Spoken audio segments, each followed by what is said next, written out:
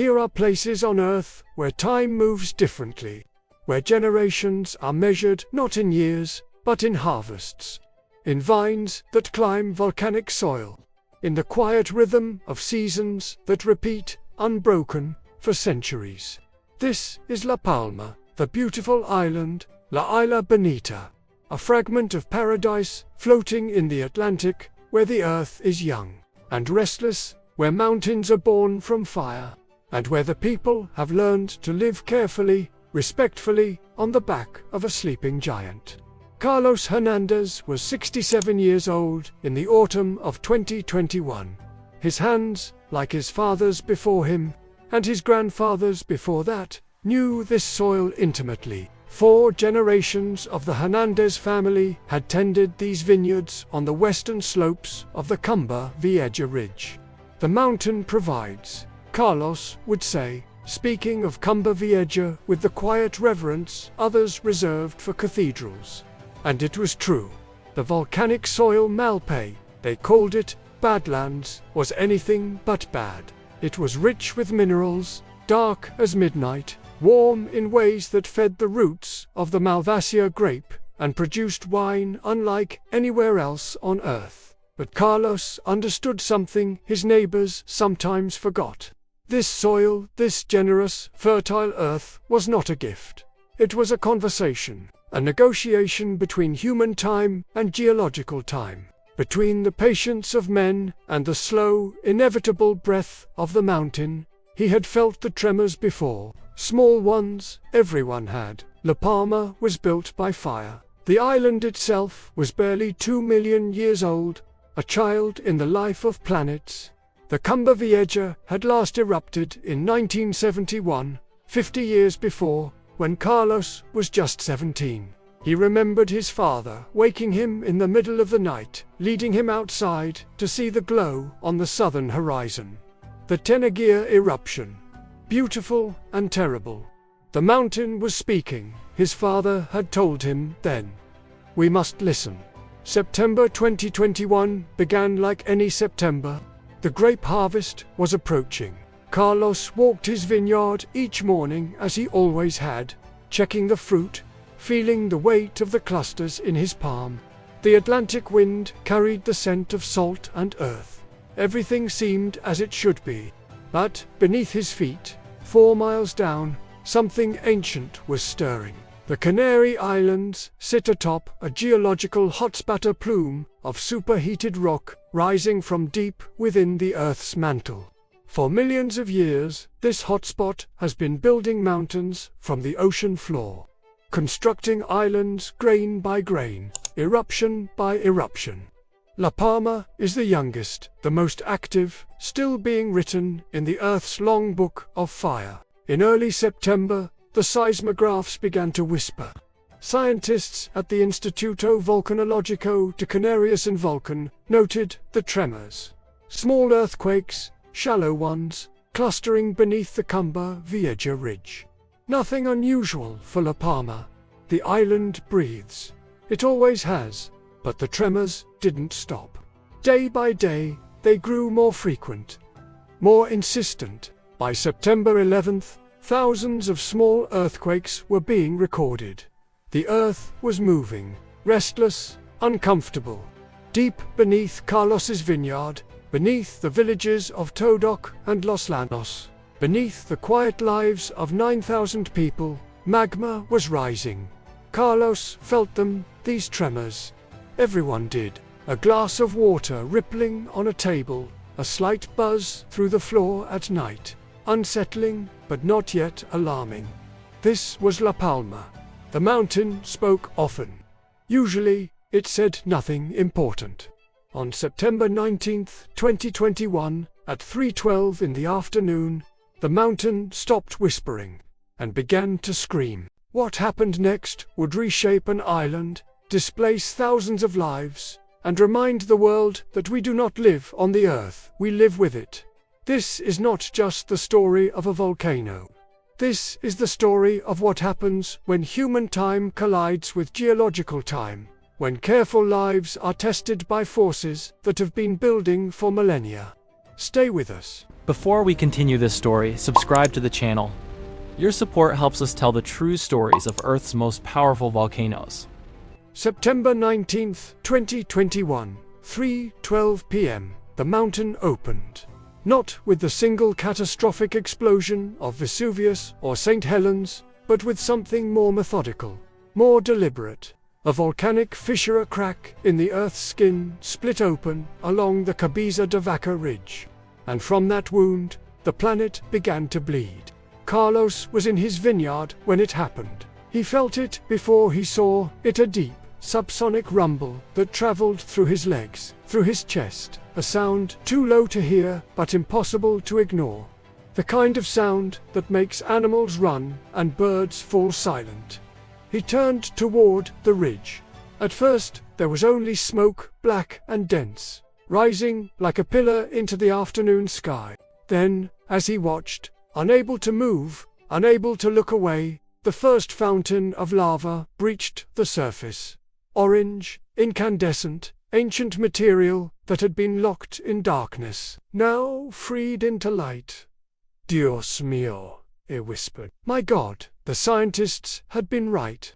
For 10 days, Involcan had watched the seismic swarms intensify. Over 25,000 earthquakes had shaken the island in that time, most too small to feel, but enough to paint a clear picture beneath the surface. Magma was rising. The question had never been if, only when. But knowing something intellectually and witnessing it with your own eyes are different languages entirely. This was the language of fire, the oldest language on Earth. The eruption began at an elevation of approximately 900 meters, nearly 3,000 feet on the western flank of the Cumbre Vieja ridge. The fissure was not a single point, but a series of 8 distinct vents aligned along a crack nearly 300 meters long. From these vents, lava fountains soared 200 meters into the air, higher than a 60-story building, painting the sky with arcs of liquid rock. The type of eruption was classified as strombolian, named after Strombolian, the Italian volcano that has been erupting almost continuously for thousands of years. This style of eruption is characterized by intermittent explosions, lava fountains, and the ejection of incandescent fragments called tephra. It is dramatic, yes, but typically not the most dangerous type of volcanic activity. What makes strombolian eruptions dangerous is not the explosion itself, but what follows. The lava, and this lava had somewhere to go. Carlos stood watching for perhaps 5 minutes, though later he would not remember how long before his phone began to ring. His daughter Ana, calling from Los Llanos, the nearest town. Her voice was shaking. Papa, están evacuando. Tienes que salir. Ahora. Father, they're evacuating. You have to leave. Now. Evacuation orders were swift. The Guardia Civil and local emergency services had prepared for this moment. Within an hour of the initial eruption, sirens were sounding across the western slopes. 5,000 people in the immediate danger zone were told to leave their homes. Not tomorrow, not in an hour. Now, the lava was moving at approximately 700 meters per hour, not fast by human standards, slower than a walking pace, but unstoppable, inexorable. It did not matter how slowly it moved. It would arrive, and when it did, nothing in its path would remain. Carlos drove down the mountain roads one last time that evening, joining the exodus. Behind him, his vineyard, for generations of work, of family, of memory sat in the path of the flow. He did not know if he would see it again. In his rearview mirror, the sky glowed orange and red. That first night, the eruption intensified.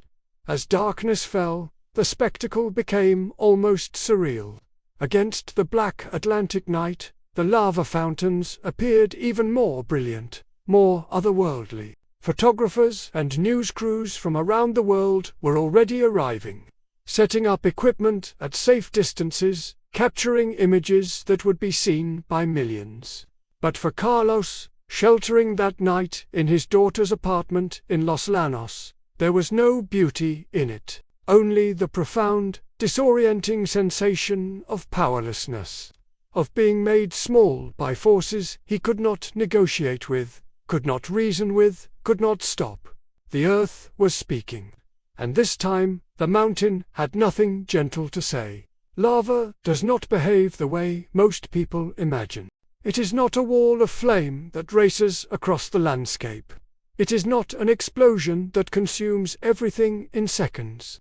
Lava is patient, methodical. It moves with the inevitability of time itself, and that is what makes it so terrifying.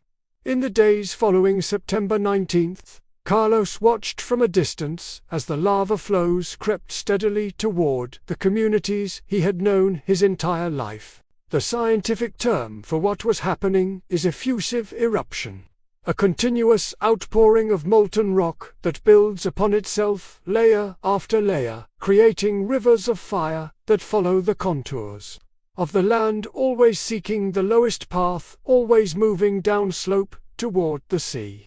The lava emerging from Cumbre Vieja was basaltic rich in iron and magnesium, relatively low in silica. This matters because it determines behavior. Basaltic lava is fluid, almost liquid, at temperatures exceeding 1,100 degrees Celsius, over 2,000 degrees Fahrenheit. Hot enough to melt steel, hot enough to instantly vaporize water.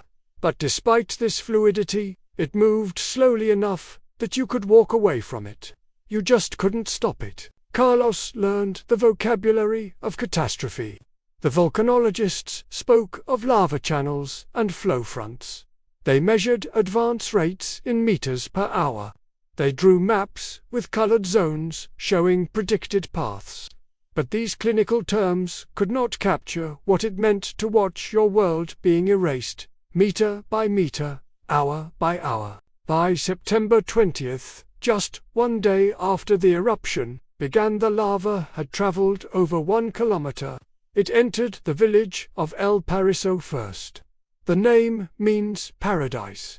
There is a particular cruelty in that. Houses were swallowed whole. Not quickly, not mercifully, but slowly. The lava would reach a structure, press against it, find the weakest point, and then consume it. Windows would explode from the heat. Walls would collapse inward. Roofs would sink into the molten mass. And then the lava would simply move on, leaving nothing but a black, cooling surface where a life had been. The local government established observation points where residents could come, accompanied by officials, to see what remained of their properties. Carlos went on the third day. He stood behind police barriers with dozens of others, all silent, all watching the orange glow in the distance. Someone near him was crying quietly. He did not know if it was a man or a woman. It didn't matter. The sound was universal. A volcanologist stood nearby, answering questions from journalists. Carlos listened without meaning to. The scientists explained that the eruption showed no signs of stopping. The magma chamber beneath Cumbre Vieja was vast. Estimates suggested millions of cubic meters of molten rock. This could continue for weeks, perhaps months. There was simply no way to know. How do you stop it? A journalist asked. The scientist paused, choosing his words carefully.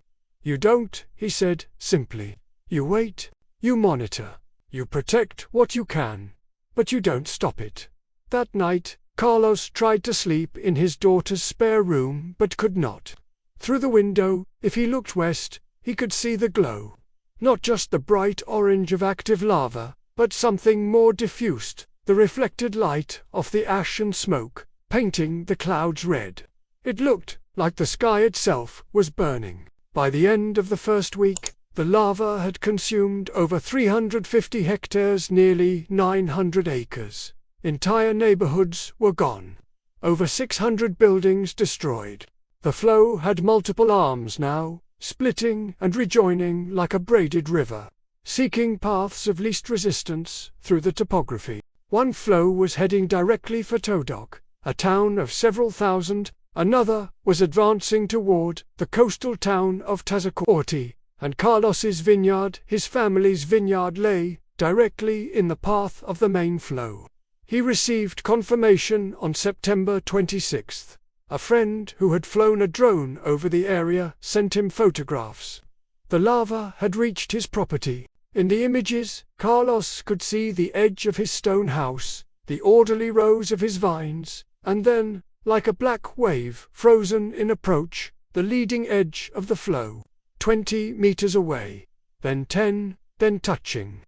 The next photograph showed only black rock. For generations, 150 years of family history, the soil his grandfather had worked with his hands, the vines his father had taught him to prune, the house where his children had been born, all of it gone beneath 10 meters of cooling basalt. Carlos stared at the photographs for a long time. Then he closed the laptop and sat in silence. There were no tears, not yet. There was only a vast, hollow absence where something irreplaceable had been. Outside, the eruption continued. The mountain was still speaking, and it had much more to say. There is a moment in every great natural disaster when the scope of what is happening becomes truly clear. When the abstract numbers, hectares consumed, buildings destroyed, people displaced, crystallize into something visceral and undeniable. For La Palma, that moment came on September 28, 2021, 9 days after the eruption began, when the lava reached the Atlantic Ocean. Carlos was not there to witness it in person.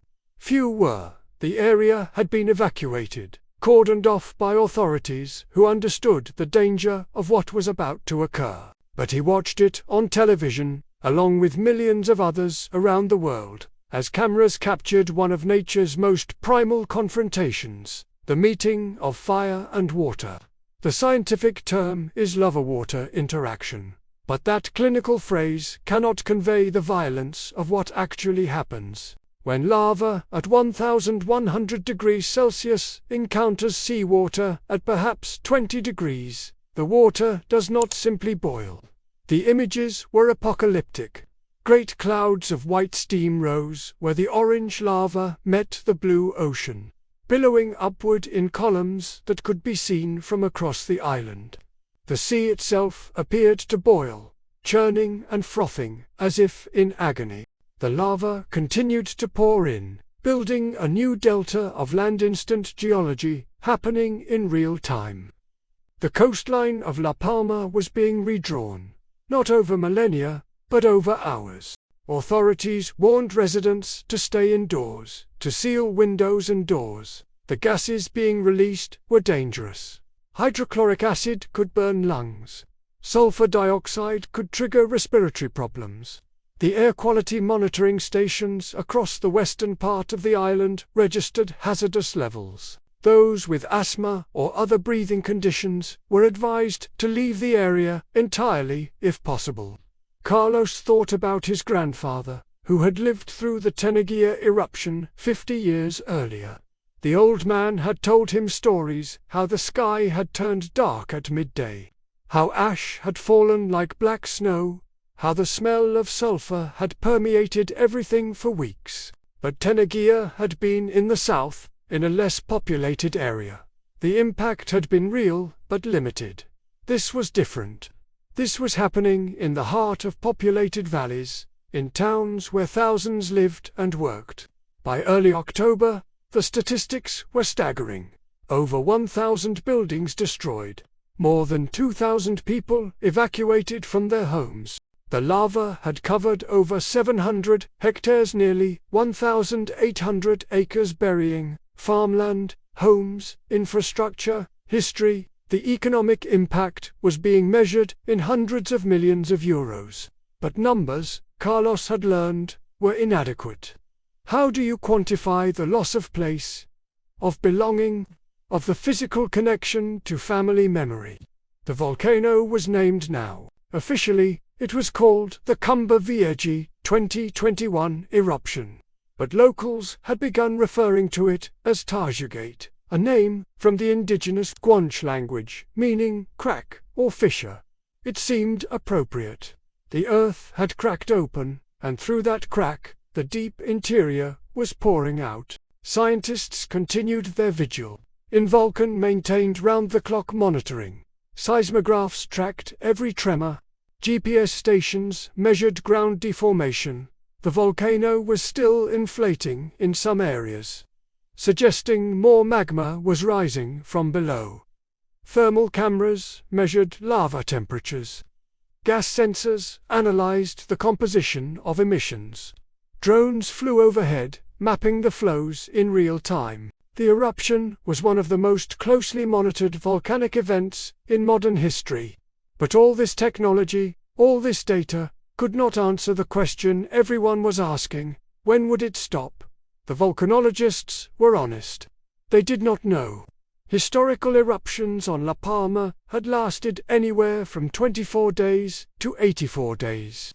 The Tenagia eruption in 1971 had lasted 3 weeks. The San Juan eruption in 1949 had continued for 47 days. This one was already approaching 3 weeks, and showed no signs of weakening. If anything, the effusion rate, the volume of lava being produced, remained steady or was even increasing. Carlos attended a community meeting in early October where a government representative tried to explain the timeline, the uncertainties, the support being offered: temporary housing, financial assistance, psychological counseling. People listened politely, but Carlos could see the same exhaustion in every face. These were not solutions. These were band-aids on a wound too deep to heal quickly. After the meeting, an older woman approached him. He recognized her, Senora Mendez, who had lived 3 houses down from his property. She asked him if he had heard anything about when they might be allowed to return. Carlos looked at her and felt something break inside. "There's nothing to return to," he said quietly. "It's gone. All of it." She nodded slowly, as if she had known, but needed someone else to say it aloud. Then she patted his hand and walked away. That night, Carlos dreamed of his vineyard in spring. The vines heavy with new growth, the soil warm beneath his feet. His father standing at the end of a row, waving to him. When he woke, the room was dark, and through the window, the volcano glowed like a wound that would not close. There is a particular kind of exhaustion that comes not from a single traumatic event, but from the relentless continuation of it. Day after day, week after week. The eruption of Cumbre Vieja was not a moment of catastrophe followed by recovery. It was an ongoing crisis that stretched into October, then November, with no end in sight. Carlos fell into a routine that felt both necessary and absurd. Each morning, he would check the official updates from Invulcan and the emergency management services. Each afternoon, he would watch the news coverage. Though the reports had become repetitive: more lava, more destruction, more waiting. Each evening, he would stand on his daughter's balcony and look west toward the glow that never dimmed. Anna worried about him.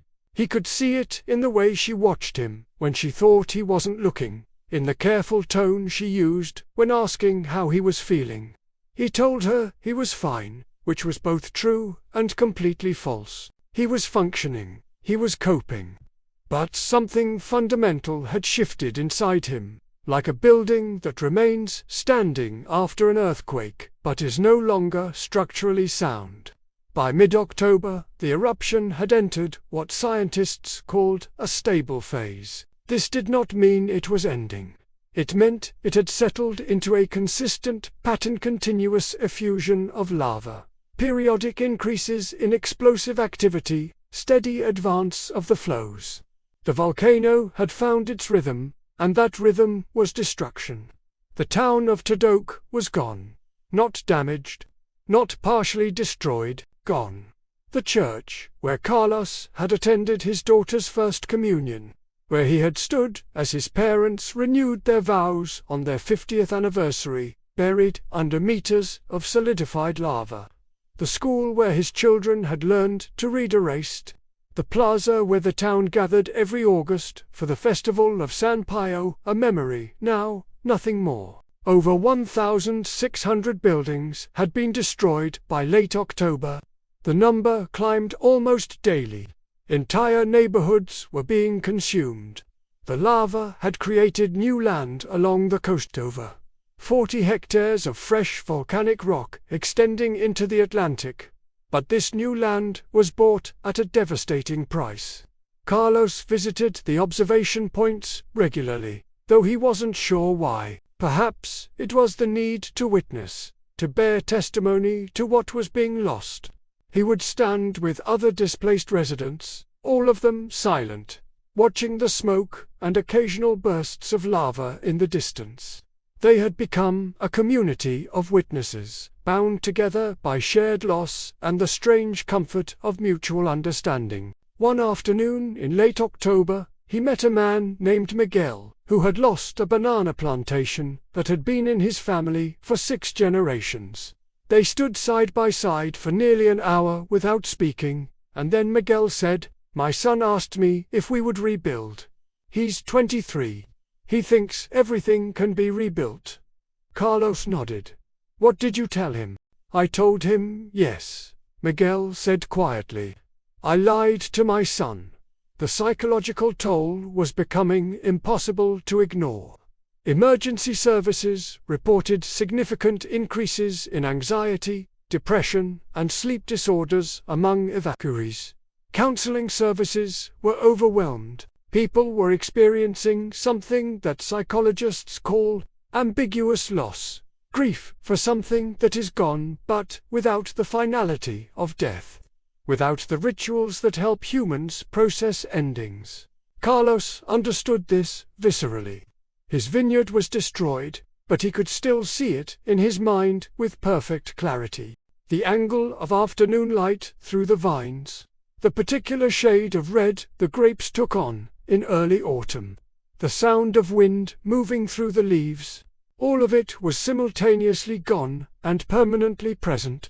The eruption continued through November. Scientists monitoring the seismic activity noted that the tremors had not decreased. The magma chamber beneath Cumbre Vieja was still active, still feeding the eruption. Some volcanologists were beginning to suggest that this could continue for several more months.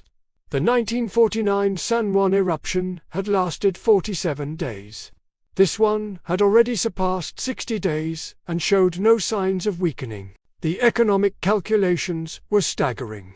Over 900 million euros in damages, thousands of jobs lost or disrupted. The banana industry, one of La Palma's economic pillars, had been devastated, hundreds of hectares of plantations destroyed. Tourism, the other major industry, had effectively stopped. Who wants to vacation on an island with an active volcanic eruption? But Carlos had stopped paying attention to the economic figures. They seemed abstract, disconnected from the actual texture of loss.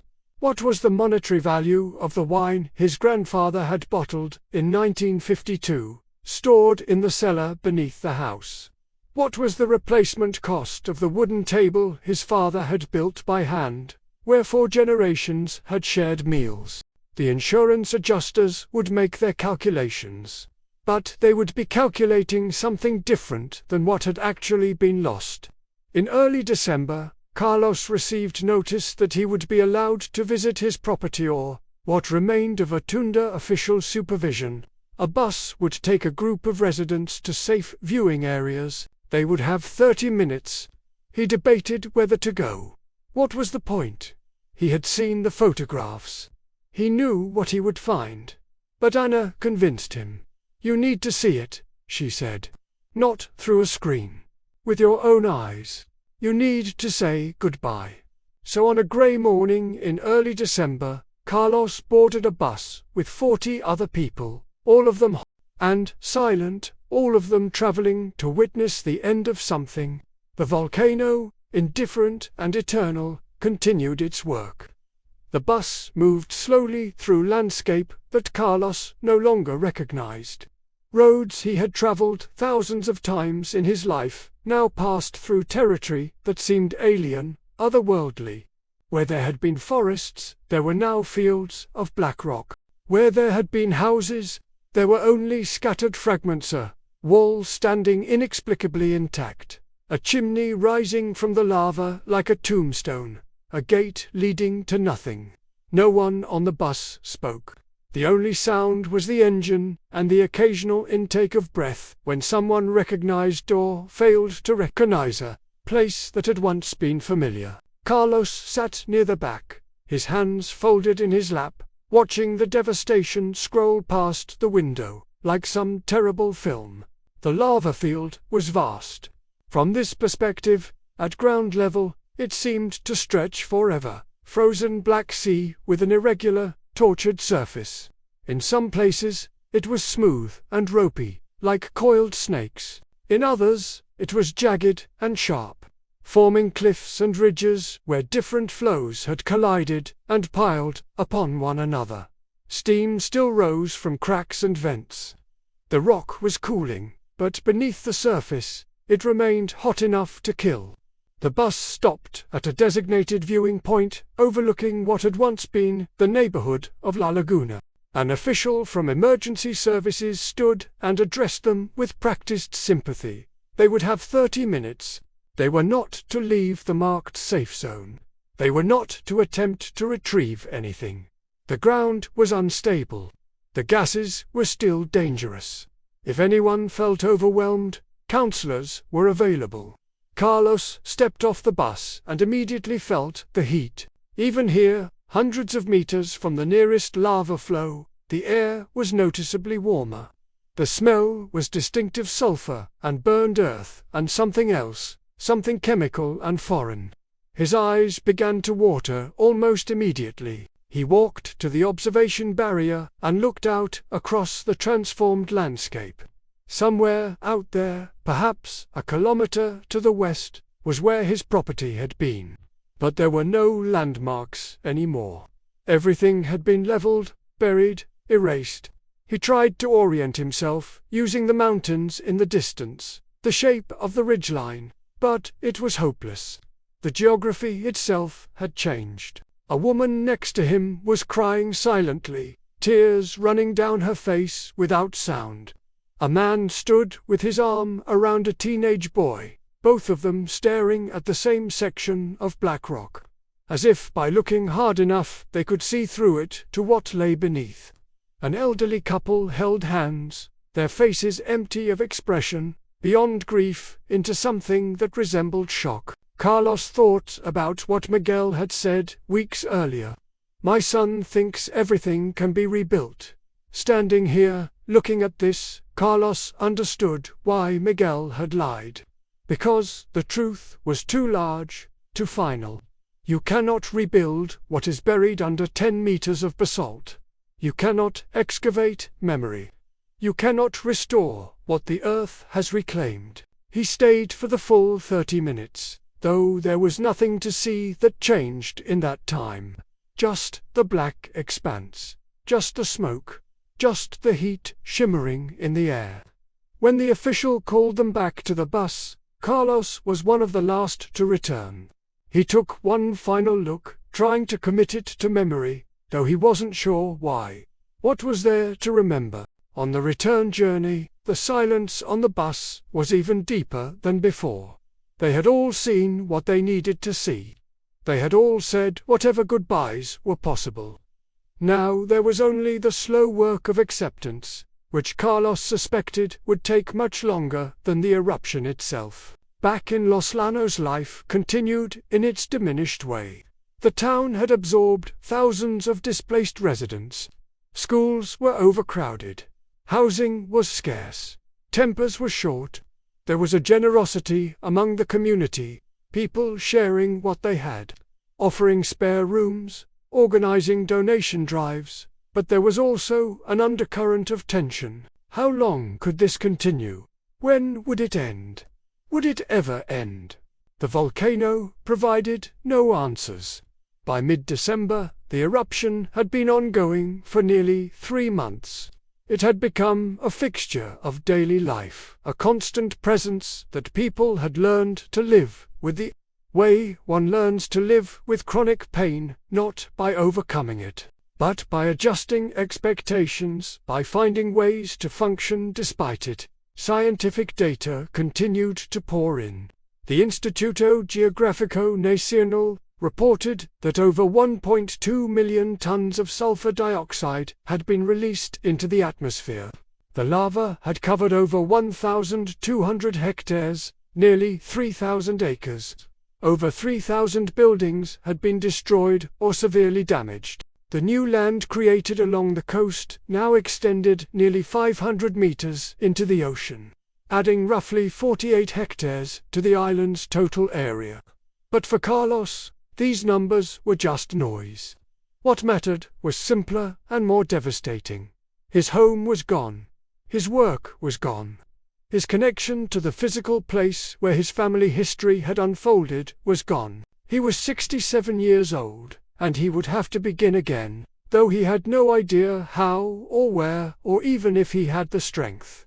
Anna tried to help him look forward. She showed him properties that were available for rent, suggested he might consider a smaller vineyard in a different part of the island, talked about new beginnings and resilience. He listened because he loved her and because he knew she was trying. But inside, he felt something that he didn't have words for, a kind of emptiness that wasn't exactly depression but wasn't exactly anything else either. A void where something essential had been. One evening in mid-December, as they sat together after dinner, Anna asked him a question he had been avoiding. "Papa, do you regret staying on the island all these years? Do you ever wish you had left when you were young, like Tomás did?" Tomás was Carlos's younger brother, who had moved to Madrid 40 years earlier and had built a successful life there. They spoke occasionally but were no longer close. Carlos considered the question carefully. "No," he said finally. "The life I had here was real. It was mine. The volcano didn't make that any less true." Anna nodded, satisfied, though Carlos wondered if he had answered more for her benefit than his own. Outside, the volcano glowed against the December darkness, tireless and indifferent, still speaking its ancient language of fire. December 13th, 2021. 85 days after the eruption began. The mountain stopped speaking. It did not happen dramatically.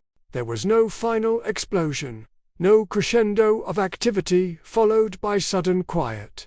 The lava simply stopped flowing. The tremors diminished. The glow that had been a constant presence in the western sky for nearly 3 months began to fade. By the afternoon of December 13th, scientists monitoring the eruption confirmed what residents had begun to cautiously hope. The effusion had ceased. But hope, Carlos had learned, was a complicated thing. Even as the news spread through Los Llanos, even as people embraced in the streets and wept with relief, there was a hesitation. A wariness. The volcano had been unpredictable before. Who was to say it wouldn't resume? The scientists were careful in their statements. The eruption appeared to have stopped, they said. Appeared. The word carried weight. For 2 weeks, La Palma held its breath. Seismographs continued their vigil. Gas emissions were monitored hourly. The lava field was surveyed with thermal cameras, checking for hotspots that might indicate continued activity beneath the cooled surface. Vulcan maintained full monitoring protocols. No one wanted to declare victory prematurely. Carlos watched the news compulsively during those 2 weeks, looking for any sign of resumption. Each morning he would check the official reports first thing, before coffee, before anything else. The habit had become ingrained. Checking for danger had become as automatic as breathing.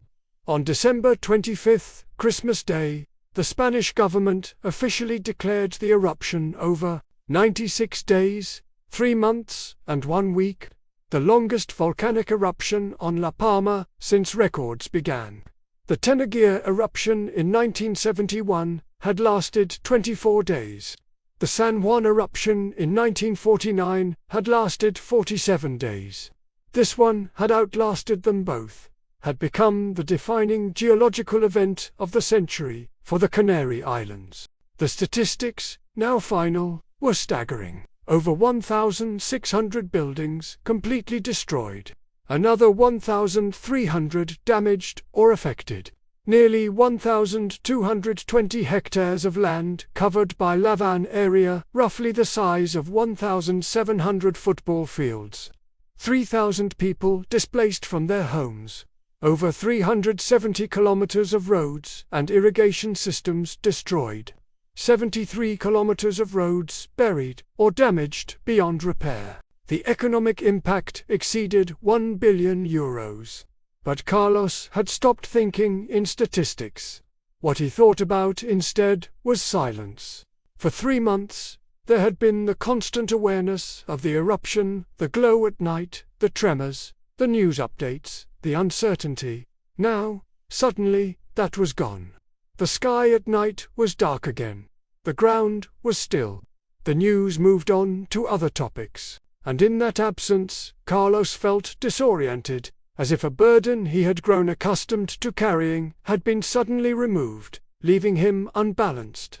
The process of return began in January 2022.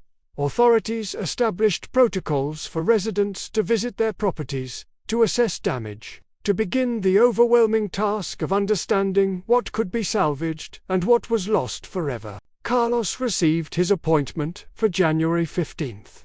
He went alone, despite Ana's offer to accompany him. Some things, he felt, needed to be faced in solitude. The area around his former property was still restricted, accessible only with official permission and supervision.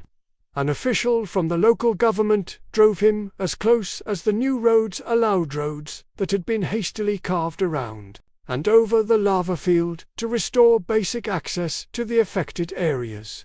They parked at what had been a main intersection, though Carlos barely recognized it. The official pointed to where Carlos's property had been. About 400 meters that way, he said. I'm afraid there's no access on foot. The lava is unstable in places, and there are still hot zones. Carlos nodded. He stood at the edge of the lava field and looked out across the black expanse.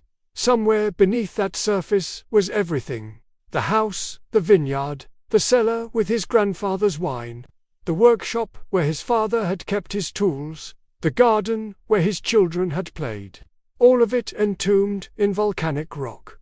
Can anything be recovered? Carlos asked, though he already knew the answer. The official shook his head gently. I'm sorry. When the lava is this thick, in some places it's over 15 meters deep, there's nothing that survives. The heat alone would have destroyed everything before the lava even arrived. They stood in silence for several minutes. Then the official, with practiced kindness, said, "Take as much time as you need." But Carlos found he didn't need much time at all.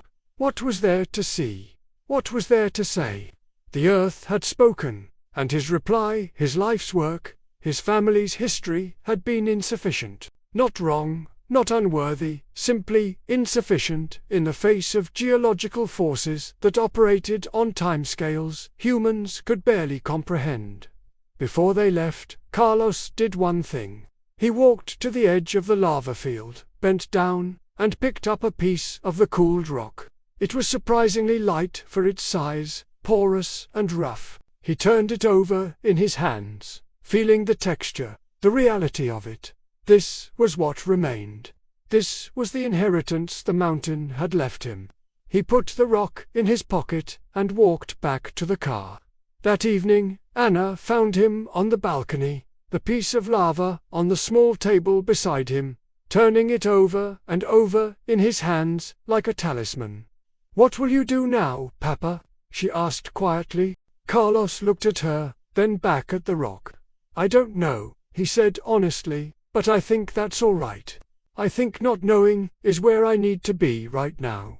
She sat down beside him, and together they watched the lights of Los Llanos flicker on as darkness fell. In the west, where the volcano had burned for 3 months, there was only the ordinary darkness of a winter evening. The mountain was silent, and in that silence, slowly, tentatively, life was beginning to imagine what came next.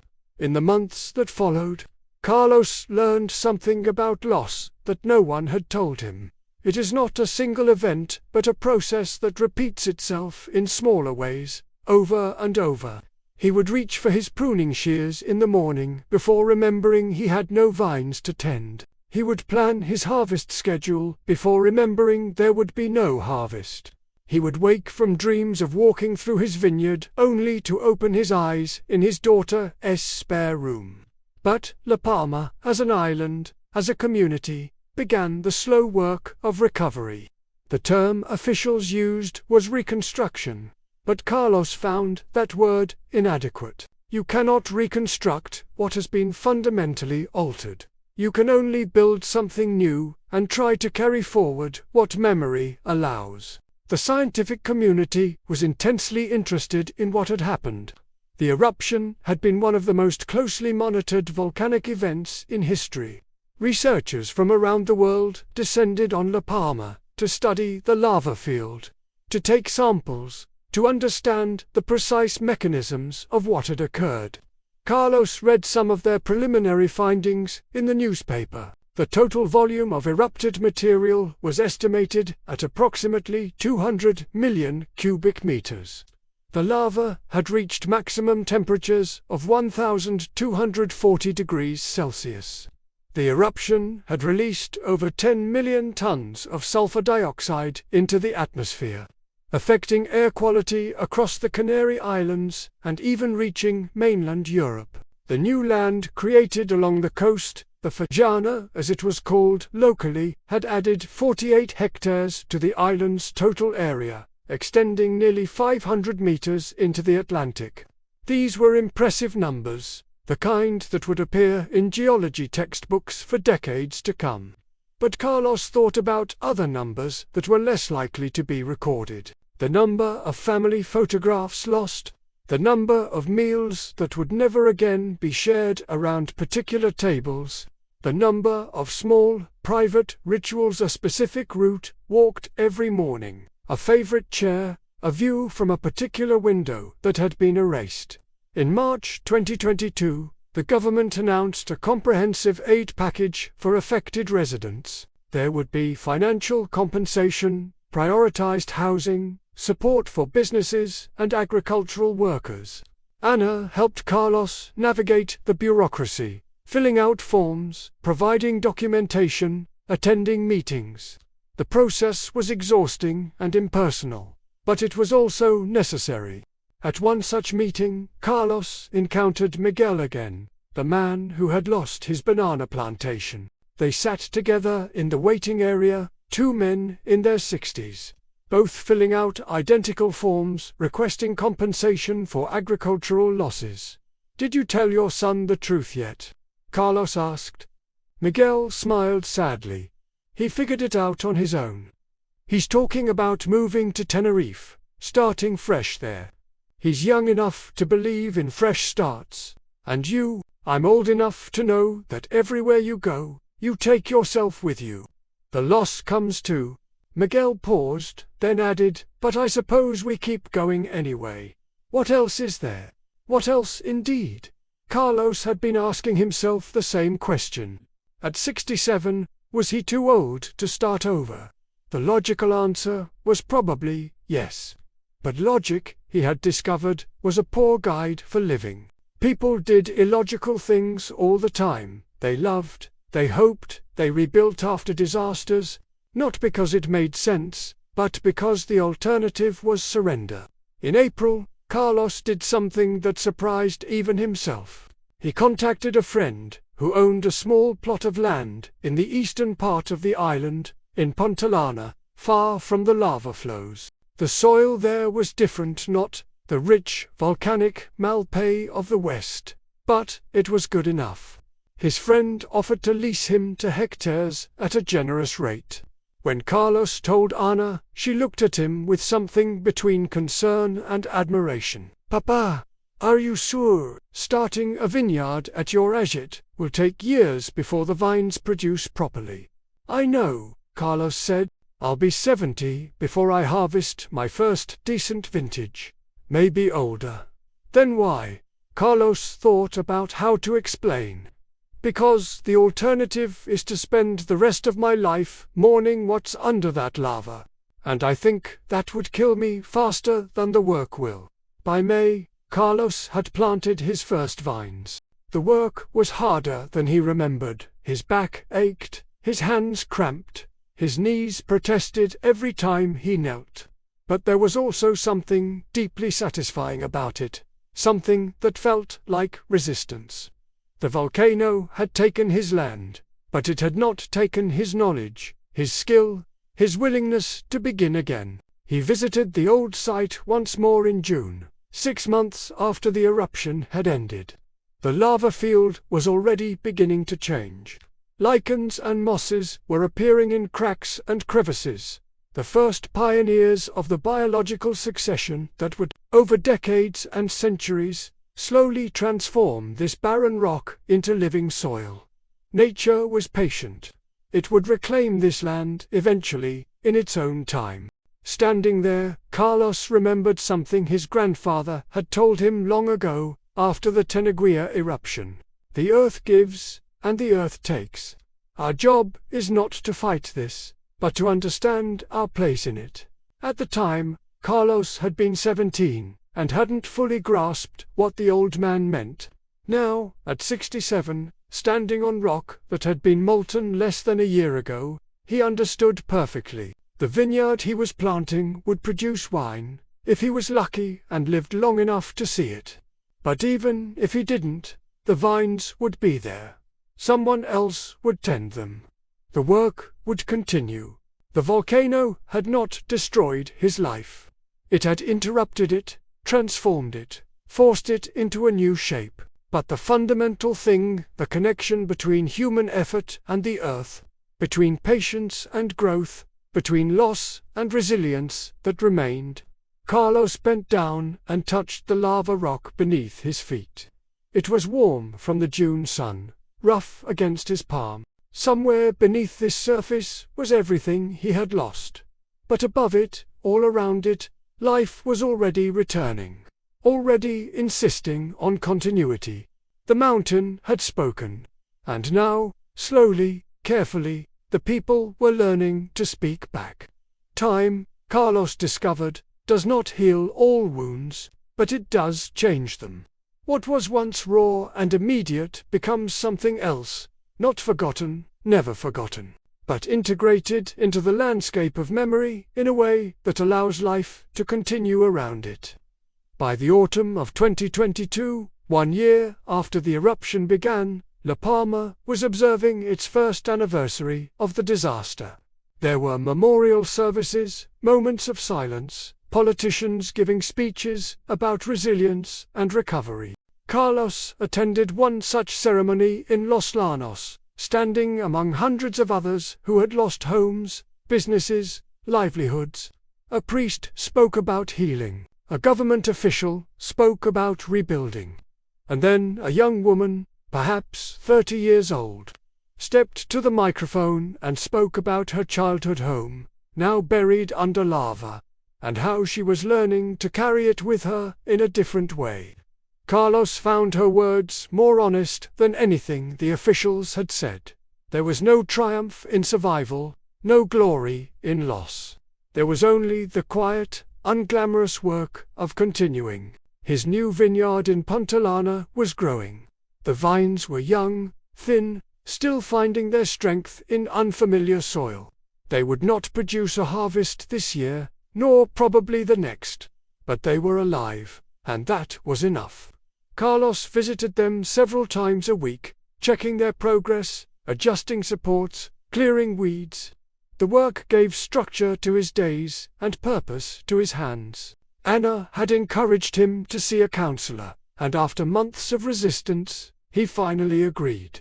The sessions were difficult, talking about loss, about fear, about the strange guilt of survival when so much had been destroyed. But, slowly, Carlos began to understand that what he was experiencing was not weakness but a natural response to an unnatural event. Grief, the counselor told him, was not something to overcome but something to learn to live alongside. The scientific legacy of the eruption continued to unfold. Studies were being published in journals around the world. The Cumbre Vieja 2021 eruption would become a benchmark for understanding effusive volcanic eruptions, for improving early warning systems, for developing better strategies to protect vulnerable communities. The data collected during those 3 months would inform volcanic monitoring for decades to come. But Carlos thought about a different kind of legacy. In the evenings, he had begun writing. Nothing formal, nothing intended for publication, just memories. Stories his grandfather had told him about the 1949 eruption. His own memories of his father teaching him to prune vines, the particular way light fell through the leaves on September afternoons. The taste of the wine they had produced in 2019, which had been exceptional. All of it was gone physically, but it existed still in memory, and memory, Carlos had learned, was its own kind of preservation. He wrote about the eruption too, about watching the mountain open, about the slow horror of seeing his world consumed, about the peculiar pain of loss without death, of mourning a place rather than a person. He wrote for himself, but also for his grandchildren, Anna's children, who were too young to fully understand what had happened but who would someday want to know. In November 2022, scientists from Involcan gave a presentation about the monitoring systems that had been enhanced during and after the eruption. Carlos attended, curious about the technology that now watched over the island. They explained that La Palma was now one of the most closely monitored volcanic systems in the world. GPS stations, seismographs, gas sensors, thermal cameras all feeding data continuously to centers where scientists maintained constant vigilance. During the question period, someone asked if another eruption could be predicted with certainty. The lead scientist was honest. We can detect warning signs, increased seismicity, ground deformation, changes in gas emissions. These give us time to evacuate, to prepare. But the exact timing, duration, and intensity? No. We cannot predict those with certainty. The Earth keeps some secrets.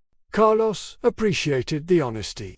There was comfort in knowing the island was being watched, but also a strange peace in accepting that some things remained beyond human control or prediction. The mountain would speak again someday, perhaps in his lifetime, perhaps in his grandchildren's, perhaps centuries from now, but it would speak. That was the nature of La Palma, of the Canary Islands, of living on young geological ground. On December 13, 2022, exactly 1 year after the eruption had ceased, Carlos returned to the lava field one final time. He brought with him the piece of volcanic rock he had collected a year earlier, the one he had kept on his bedside table as a reminder. He stood at the edge of the field and looked out across the vast expanse of black stone, now softened slightly by the first appearances of plant life in protected crevices. He thought about what to say, if anything. Some final words to mark the closing of this chapter. But in the end, no words seemed adequate. Instead, he simply placed the rock back where it belonged, adding it to the mountain that had created it. As he turned to leave, he noticed something. A small plant, no more than a few inches tall, growing from a crack in the lava. He didn't know what species it was, but it was green and alive, forcing its way through stone that had been molten just 14 months earlier. Life, insisting on itself, nature, patient and relentless, already beginning the centuries-long process of transformation. Carlos smiled for the first time in what felt like months. The mountain had taken much, but it had also taught him something essential: that destruction and creation are not opposites but parts of the same cycle, that loss and growth coexist, that the earth operates on timescales that dwarf human concerns, yet somehow, improbably, humans continue to plant vineyards, build homes, create lives in the shadow of forces they cannot control. He drove back to Punta Lana, to his young vines, to the work that remained. His hands, weathered and strong, would continue to tend the soil. His knowledge, accumulated over 7 decades, would be passed forward. The wine he might produce, if he lived long enough, would taste different from what his family had made for generations. It would come from different soil, from different vines. But it would still be wine. It would still be his. And above it all, watching, patient, inevitable, the mountain would continue its slow conversation with time, speaking when it needed to, sleeping when it chose, reminding everyone who lived in its shadow that we are not the masters of this earth, but its temporary students, learning lessons written in fire and stone. The fury of the earth is not malice. It is simply the earth being itself dynamic, powerful, indifferent to human timelines. And perhaps, Carlos thought as he pulled into his driveway, there is wisdom in accepting this, in building lives that acknowledge impermanence, in loving places knowing they may not last, in planting vines that we may never harvest, for those who come after. The mountain remembers. And so, now, do we.